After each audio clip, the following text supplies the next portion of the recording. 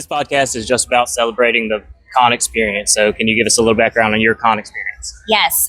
The first time I ever did a con was, I believe, 2006 or 2007.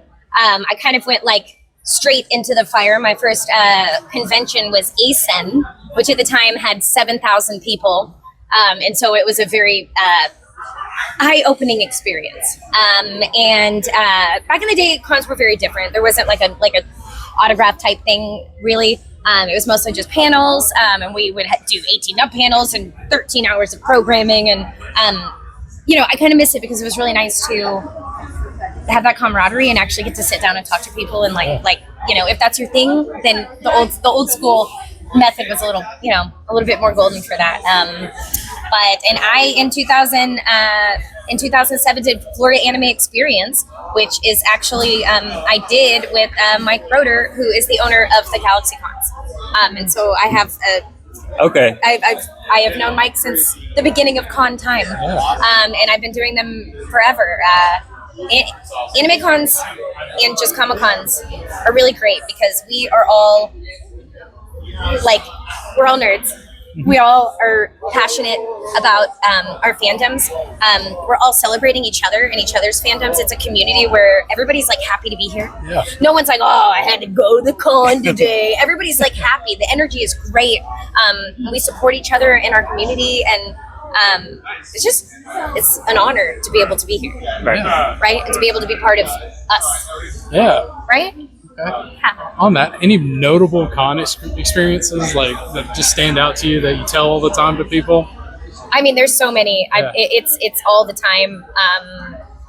I mean, oh my gosh, I'd have to think a little bit farther. Because there's so many people that started out as maybe a fan that came to the table and got an autograph from me, and now we're just best of friends. Yeah. And we send each other Christmas presents and awesome. Go to dinner and love each other, and you know what I mean. That's what's so great about the fandom is that there's no it's not a one-time experience. You get to continue to grow with people, and some of my best friends I met on the other side of the autograph table. There's people that I signed an autograph for that are now huge roles in huge animes, and it's come full circle. That's really cool. And it's really humbling. Yeah. That's awesome. Yeah. So you've been doing GalaxyCons for a while, you said. Not your first time in Nashville then? Actually, this is the first, I think, GalaxyCon in Nashville. Okay. So it isn't my first time in Nashville. I'm not quite sure the other one that I had done. But I didn't even go to Tennessee until Animeverse Tennessee, and that was within at least a year ago. Yeah. And so Tennessee is fairly new for me. I did 1 million in Houston. Yeah, because I live there. Okay. But this area is pretty new. I'm excited. Y'all gotta tell me where to eat. That was my next question. I want to know. Everybody keeps recommending chains. I don't want a chain. I want something that's uniquely Tennessee. And I do know barbecue. I'm from Texas. Sure. I know barbecue. Yeah. So that's fine if that's the thing. But if there is any other thing that you think is just uniquely Tennessee and I should go do it, do you handle spicy food? I love spicy food. Have you had hot chicken? Yeah. Definitely. Okay. That's the thing. We gotta go get some hot chicken and pay for it twice. Yes. Yeah, absolutely. So I lived here for 5 years when I went to pharmacy school, and hot chicken was our go-to. Yeah. It was just the Nashville thing. You sweat and cry as you're eating it. Yes, the best way. I'm most of the time I get a burrito, but it's really just a vehicle for all the jalapenos that I'm putting on it. It's not even. I have a little bit of burrito with my jalapenos. That's how it should be. How it should be. I grow them and they're way too hot. So if you grow your own jalapenos in Texas, they come out way too hot. What is it about growing your own jalapenos that makes them so much hotter? I don't know. I really think it's the soil. I think it's where we are. Because my mom lived in Brenham and I live, an hour and a half away from there, and both of our jalapenos came out they're habanero hot. They burn your face off. That's awesome. I also grew Scotch bonnets, and they were anybody who ate them was immediately about to throw up. So it was obviously. And I had piles of them. I'd be like, somebody take these. They're like, oh heck no, I'm not touching that. I am a spice guy. I have eaten just raw Carolina Reapers and stuff like that. Oh no! Did you throw up? No, I didn't. I enjoy it. Did you McGoggin? No. Okay, a McGoggin. is when you throw up in your mouth, but you swallow it. No, I didn't do that. Oh, that's just life in general. You never. Yeah, Never, I've done that before, Yeah. but I You did didn't do that McGoggin. with the peppers. No. McGoggin is the sound it makes. McGoggin. I stole that from the director for Slime, Austin Sisk. That's His dad hilarious. says that. I need to give him credit. So how did you find your way from Texas to anime voice acting? I started doing professional musical theater when I was 14 years old. I turned 40 in a couple weeks, just so we can gauge that amount of time. And I was Janet in a stage version, a musical of the Rocky Horror Show. Awesome. And actually, I was the understudy because I was 17 when they did the original audition, and it was an 18 and up cast.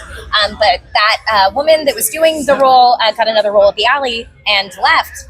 And the day that I went in to understudy, the first time I the first time I was the role, Matt Greenfield, which was one of the old founders from ADV Films, who still works at Sentai to this day. ADV and Sentai are pretty much the same company, just different names. And he was like, saw me after the show, you go out to meet the audience. It was a little like country theater. And was like, hey, I'm Matt Greenfield and I work at a place called AD Vision Films and I would love for you to come in. And I was like, oh, cool. Am I going to sing? And he was like, no. And that was it. I didn't know what I was doing. I had no idea what anime really was. I wasn't allowed to watch a whole lot of TV when I was young. And so, yeah, I had no idea. And I went in and I was doing bit parts for a show that is, I recommend only for an 18 and up audience. It's called Gantz. I'm not recommending underage people watch that show. I just need to be really clear. We'll put a disclaimer. 18 and up. But bit parts and Gantz, and I get stabbed to death. And before we did it, he was like, well, we'll see if you can do this for a career. This character is getting stabbed to death. Go! And then hit record. And I did it, and he loved it. And little by little, they would call me in for huge amounts of time, and I would just go from studio to studio, mostly voicing young girls. Yeah, and it just grew. I didn't work at Funimation for another, I don't know, however many years, many years, maybe 7 years or something like that. Yeah. That's awesome. Yeah. That's All right. anything? What's next for you? What do you have going on for yourself? Oh, okay. So right now, if you are currently in the newest Crunchyroll season, I am Mei Kinosaki in Marriage Toxin. If you guys have checked that out, we have a new season of Shangri-La Frontier coming up. I am Oikatsu in that. We are in a new season of Slime. We're going hard on Slime Time. We also just had a movie release for Slime. That time I got reincarnated as a Slime, Tears of the Azure Sea. Oh, sorry. That time I got reincarnated as a Slime, the movie, Tears of the Azure Sea. I got to get that name right. They'd be so mad. So you definitely need to go check that out. We are in new concurrent seasons of Classroom of the Elite, Reborn as a Vending Machine. There's other ones. I'm trying to remember them all. I apologize. Most Heretical Last Boss Queen, Farming Life in Another World, and I have 2 new projects that should be released within the month. Nice. Yeah. Any other cons the rest of the year? that Oh, have been many. announced? I am on 2 of a 5 in a row, and then I have a week break, and then I have another 4 in a row. Awesome. So it was Canada last weekend. I'm here this weekend. Next weekend is going to be Rhode Island. The weekend after that, I'm going to the UK for AnimeCon UK in Birmingham.